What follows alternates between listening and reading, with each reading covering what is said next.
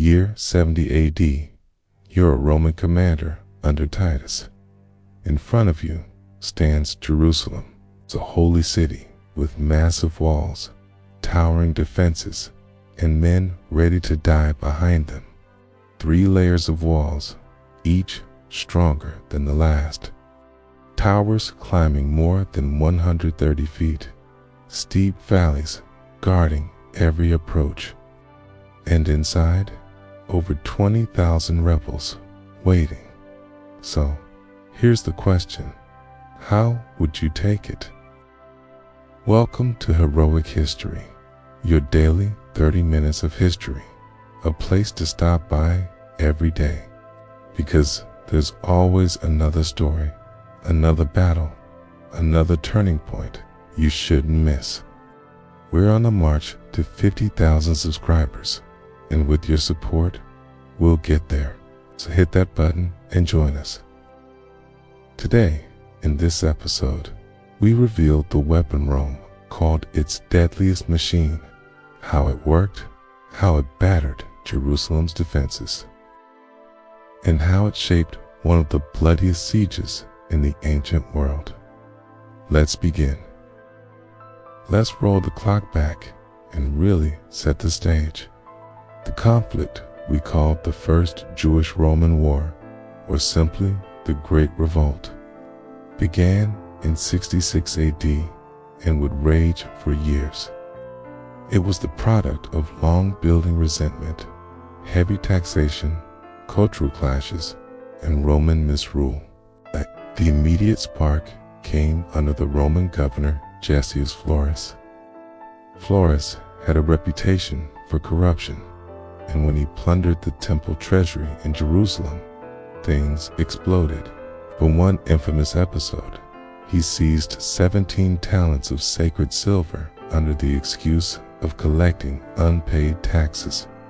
The outrage was so intense that the people mocked him openly, passing around a basket as if they were collecting charity for a poor man. Florus answered the insult with Roman steel.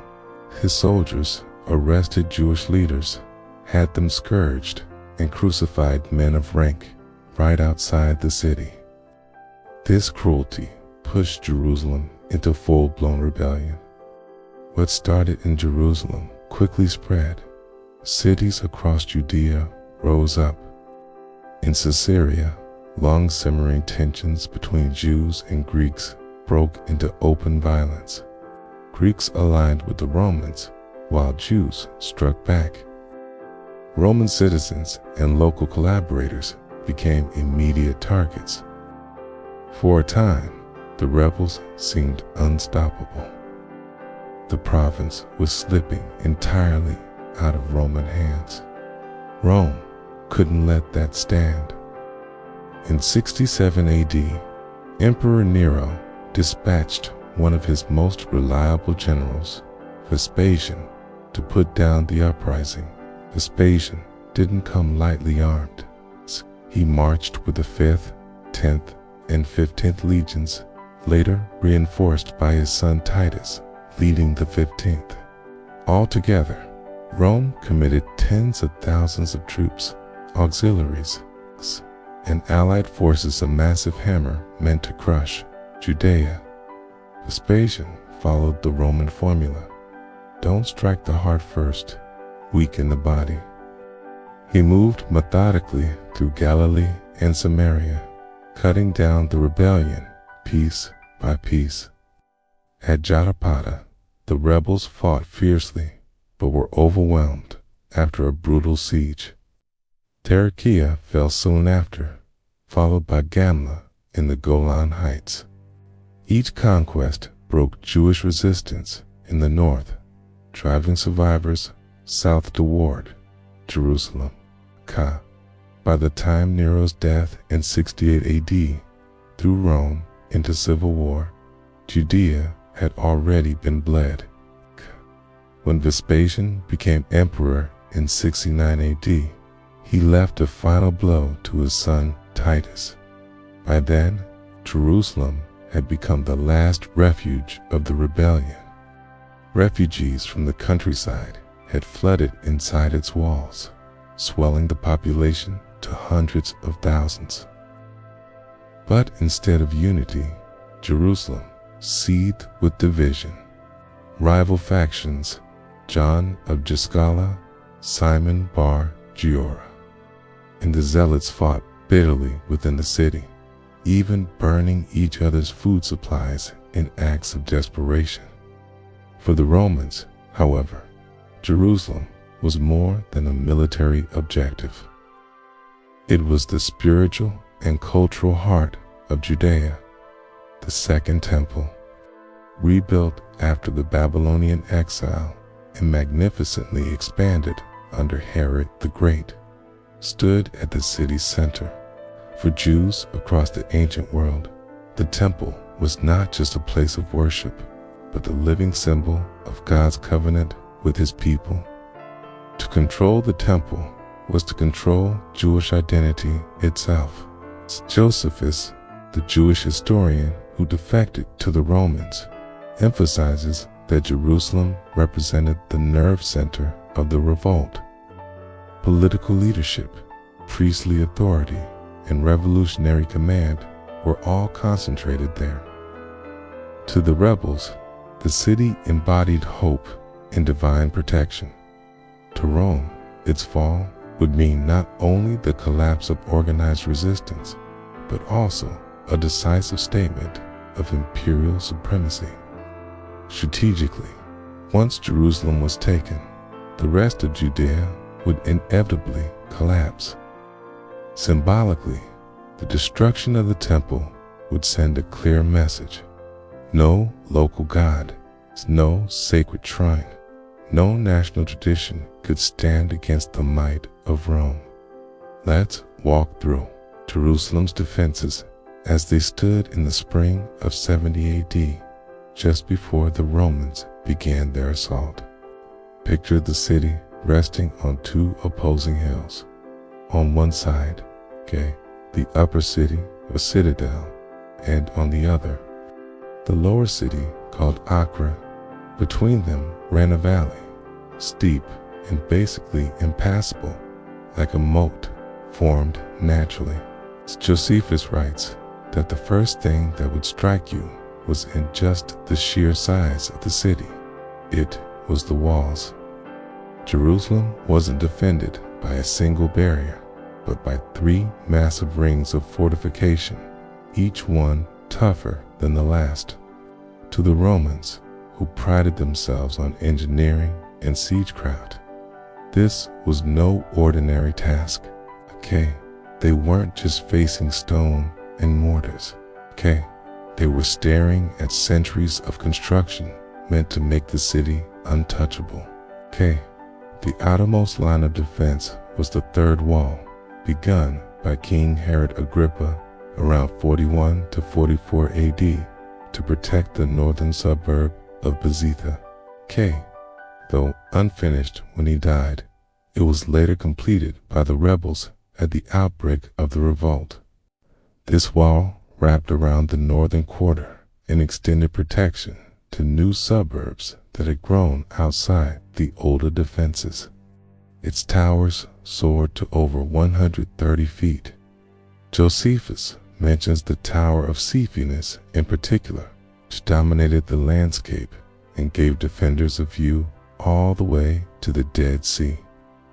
To a Roman commander looking up from the plain, this must have looked less like a wall and more like a mountain of stone. Behind it stood the second wall, cutting across the northern section of the city. This one was tighter, enclosing the upper city where the wealthier residents and aristocrats had lived before the revolt. For the defenders, it was a perfect fallback line. If the third wall fell, they could retreat behind the second and fight from even stronger ground. For the Romans, it meant they would have to restart their siege tactics all over again, pushing siege towers and rams uphill under constant missile fire. The newest and strongest line was the third wall. This was the oldest fortification dating back to the Hasmonean era, built along the western and southern flanks of the city. It enclosed the lower city and guarded the most vulnerable approaches. Though aged compared to the newer defenses, it was still formidable. It followed terrain that already provided extra protection via steep hills and ravines. According to Josephus, its towers stood nearly 60 feet high, offering defenders commanding views over the valleys below. From those towers, Jewish rebels could rain arrows, stones, and burning pitch on any Roman who tried to advance. And then there was the crown jewel, the Temple Mount itself, enclosed by its own massive retaining walls and porticos. It was practically a fortress within a fortress. Even if the Romans broke through the outer defenses, they would still have to face defenders fighting from the elevated temple courts. For the rebels, this wasn't just about stone defenses. It was about sacred ground, the beating heart of their faith. To them, the temple was God's dwelling place, and surrendering it was unthinkable. That layered system gave the defenders a huge advantage.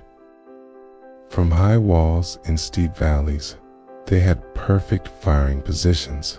They knew every corner of the city, every hidden path, every choke point.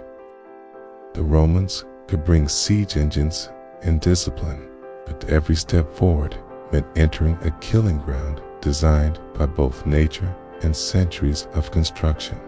So, in 70 AD, with his father, now Emperor Titus, marched the legions south with a force of roughly 48,000 troops. Step by step, the long road of bloodshed and conquest had led to this moment. The Romans stood at the gates of Jerusalem, prepared to end the revolt once and for all. On 14 Nisan, around mid-April, Titus began full-scale siege operations.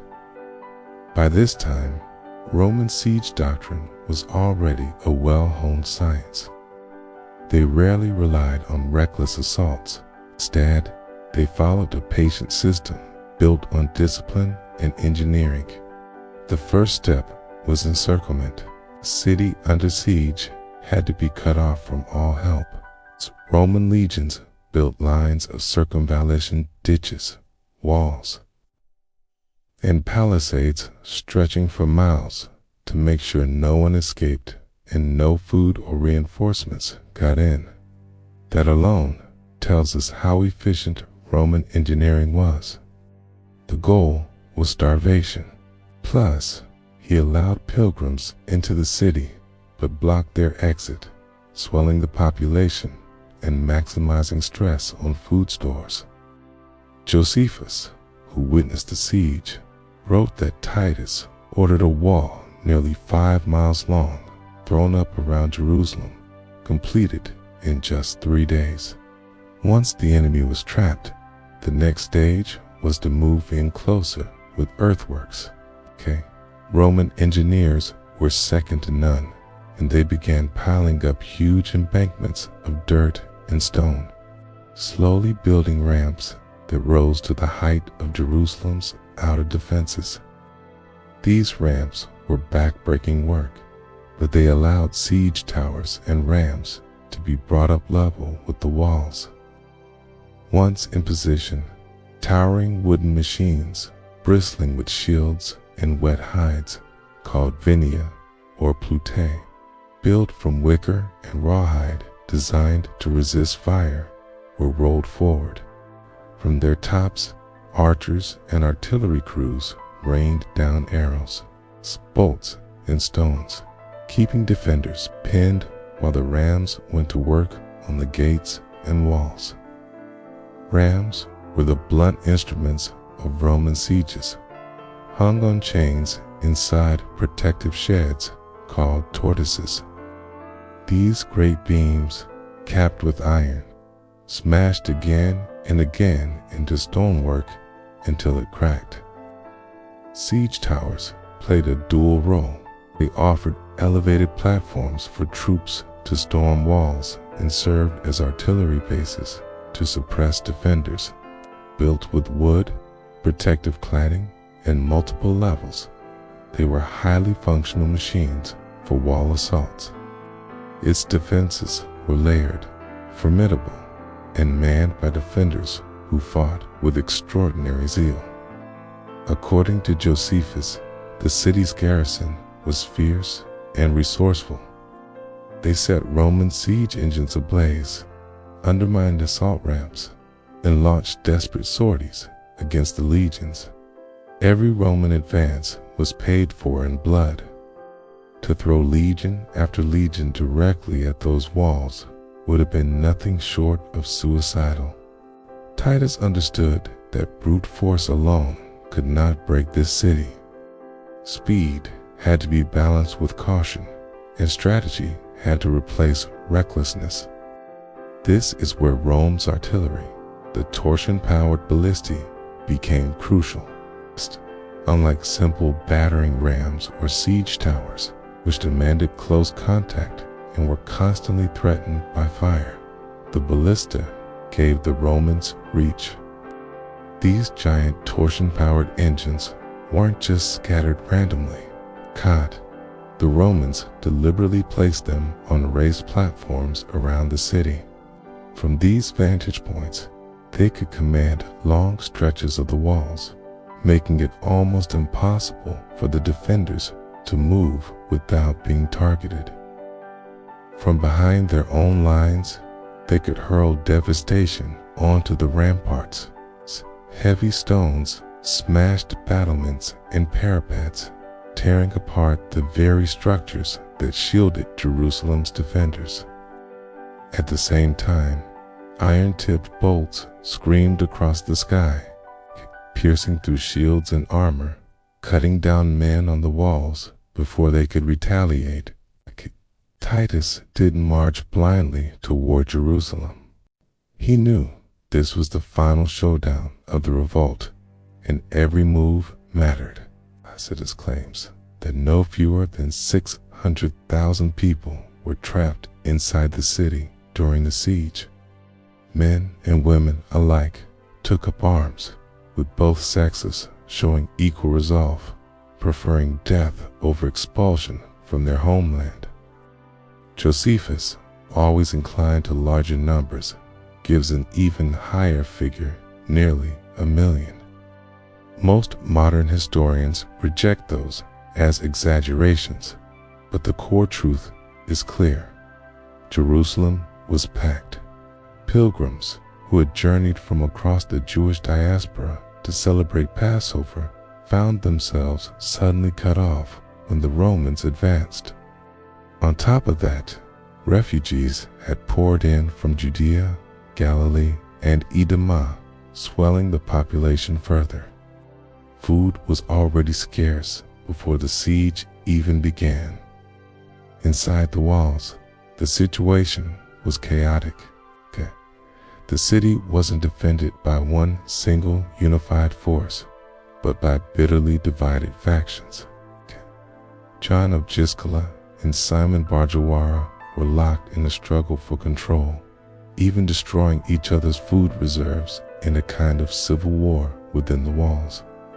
Josephus records that there were around 23,400 armed men ready to fight, but they were split under rival leadership. Only when the Romans actually began battering the walls did John and Simon stop fighting each other, though even then they kept their own zones of control. John held the Temple Mount, the Ophel, and the Kidron Valley. Simon's forces guarded the city's residential quarters. Jerusalem was united in name, but fractured in practice. Titus, for his part, didn't just storm in. Before committing to a siege, he personally scouted the northern approaches with 600 cavalrymen. Legions 12th Fulminata, 15th Apollinaris, and 5th Macedonica took positions on Mount Scopus to the northeast. while the famed 10th Legion set up on the Mount of Olives. The deployment was deliberate. From these high vantage points, the Romans could dominate the open approaches and begin encircling the city. From there, Titus set his sights on the north side of Jerusalem. The city was surrounded by steep valleys on most sides, natural moats that made a direct assault suicidal. But the northern wall was different. It lacked those cliffs and ravines. This was the weak point, the one approach where siege ramps, towers, and artillery could actually be brought up against the defenses. So, in a calculated pincer maneuver, Titus advanced from the north, concentrating his weight of men and machines where geography gave him the best chance. On the 14th of Nisan, right as the week-long Passover festival began, the Jewish defenders paused their attacks. The Romans didn't waste the opportunity. They pushed their siege forces closer to the city walls. But inside Jerusalem, things were just as chaotic. On the first night of Passover, John's men slipped through the temple gates, which had been opened for worshippers, and stormed into the inner courtyards. They overpowered the zealots, forcing many under John's command. Some zealots fled into hiding beneath the Temple Mount, while others threw in with John. Eleazar himself stayed on. Meanwhile, Titus set his own plans in motion. Titus set his own plans in motion. Titus laid out his forces methodically, encircling the city to cut it off from reinforcements and supplies. The Ballisti had several tactical roles, and the Romans knew how to use them to full effect. Day after day, the Ballista crews launched a relentless barrage. Every time Jewish defenders tried to man the parapets, a storm of iron-tipped bolts came flying in, forcing them to duck or abandon their positions altogether. That alone changed the rhythm of the battle. Then there was destructive fire. Heavy stone projectiles hurled from the Ballisti smashed towers, shattered parapets, and broke up tight clusters of fighters, sending men scattering in panic. And, just as critical, was covering fire. As Roman engineers rolled forward siege towers and battering rams, the Ballisti kept up a steady barrage that pinned down the defenders, making it far less risky to advance these expensive and vulnerable machines right up to the walls.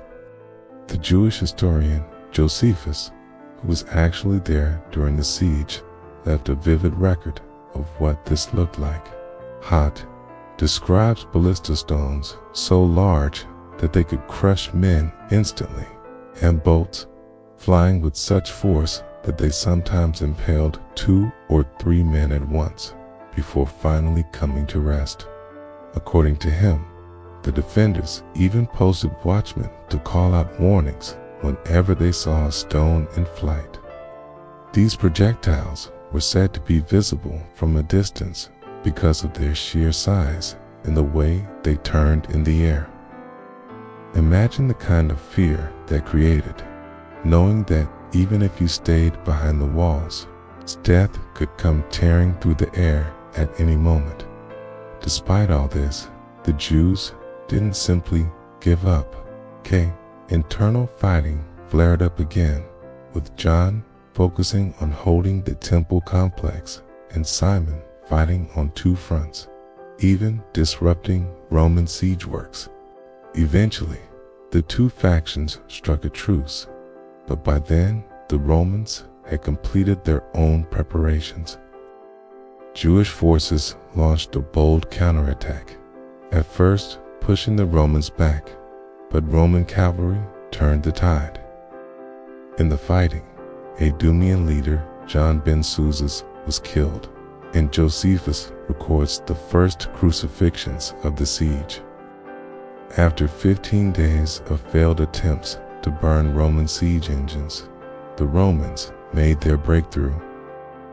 By late April, after relentless pounding with rams and ballista fire, the third wall collapsed. By May 70 AD, following their successful breach of the third wall, Roman forces turned their attention to the second wall, the next stubborn line barricading Jerusalem's core. This wall protected the growing northern districts and blocked easy access to the heart of the city. The moment their battering rams hacked into the second wall's middle section, Roman ballistae opened fire. From fortified positions behind the siege lines, crews launched massive stones and iron-tipped bolts with terrifying accuracy. These projectiles didn't just break masonry, they terrorized defenders, tearing through shields, flinging bodies back, and shattering any illusion of cover on the ramparts. Its constant volley forced defenders to divide attention between plugging the new breach, battling fires, and manning walls, all under lethal hail. Still, it was a grind. Within 5 days, the Romans broke a section of the second wall, only to find themselves trapped in Jerusalem's tight alleys, where locals ambushed them and inflicted heavy losses. Forced to retreat, they regrouped and came back 4 days later with greater force, widening the breach and finally capturing the area. Then they leveled the city's northern district and paused for several days to rest. More and more Jews deserted during this time, leaving Jerusalem weaker than before. When the Romans finally moved against the first wall of Jerusalem, the battle shifted into a brutal phase of mechanical warfare. This was not a wall easily shaken. It had stood for generations, reinforced and patched over time, a proud line of defense that the city's people trusted. Set up on carefully chosen high ground around the city, the Roman ballistae hammered the first wall. Day after day, crews worked in shifts 8 to 10 men to a machine winding the ropes, sighting their targets, and unleashing volley after volley. Some ballistae were calibrated for precision fire. Their iron-headed bolts were meant to clear the ramparts by skewering defenders who dared peek over the battlements. Others were loaded with heavier stone shots, each impact slamming into the wall with a bone-shaking crack. The psychological effect was as devastating as the physical damage. To stand on the wall was to gamble with your life. Any hesitation, any exposure, and you could be skewered in an instant. Meanwhile, Roman infantry and engineers advanced under this cover. The ballista fire forced the defenders to duck, scatter, and waste precious energy repairing breaches or dousing fires. Behind this curtain of steel and stone, battering rams were rolled forward and siege towers edged closer. The Romans used the ballistae as both shield and sword, suppressing the enemy so that other machines could do their work. Josephus, the Jewish historian who witnessed these events, wrote of the terror inside the city. Every crash of a stone against the wall, every sudden whistle of a bolt from the sky drove panic deeper into the defenders. Logistics amplified this advantage. Roman supply lines ensured a steady stream of ammunition stones, bolts, timber, while Jerusalem's defenders, cut off from the countryside, grew weaker by the day. Hunger gnawed at them even as they scrambled to keep up with the damage. Every hour the ballistae fired, the balance tilted further toward the besiegers. After weeks of this pounding, the first wall began to give way. Cracks spread across its masonry, stones loosened and tumbled. When the Romans launched their final push, it was the ballistae that had made the difference. Their relentless bombardment weakened the wall enough for rams and scaling ladders to finish the job. The breach was forced, and Roman soldiers poured through in disciplined ranks. By July, the fighting in Jerusalem flared up again. Titus ordered fresh siege ramps built against the Antonia fortress and the towers of the upper city. Inside the walls, life had turned into a nightmare. Food was gone, prices were insane, and hunger ruled the city. Bodies piled up in the streets. Families searched sewers for scraps. Josephus tells of children with bloated bellies and deserters swollen with disease. Kate later accounts even describe starvation so bad that people's hair fell out. Some died of sickness, some simply wasted away, and some turned to unthinkable acts. The Romans kept pressing forward. After finishing 4 giant ramps, they broke into the Antonia fortress and set their sights on the temple itself. John of Jescalan tried clever tricks, digging tunnels under Roman machines and setting them on fire. But Roman engineers rebuilt fast, then sealed off the city with a 5-mile stone wall, completed in just 3 days. With that, Jerusalem was completely cut off. No escape, no supplies. Inside, chaos got worse. Simon Bar Jejora killed off elites and anyone who dared call for surrender, tossing their bodies outside the walls. John's men looted the temple, melted sacred vessels, and used holy wine and oil like common rations. Famine hit its peak. Josephus tells the story of Maria of Perea, who, robbed of her food, roasted her own infant. When rebels burst in, smelling meat, she offered them the leftovers. Horrified, they fled, trembling. From the Antonia fortress, the Romans launched their assault on the temple. After a brutal 12-hour fight, they were pushed back, but the defenders were weakening. On the 17th of Tammuz, the daily sacrifices stopped. There were no priests left, no lambs to offer. Titus even sent Josephus with an offer of peace and sacrificial animals. But John mocked him, claiming the city belonged to God and would never fall. The battle turned into fire. Romans burned temple gates, courtyards, and buildings, driving defenders back. Titus held a council, debating whether to save the temple as a symbol of Roman power. But events moved faster than his command. On the 8th of August, Roman troops stormed the outer courts.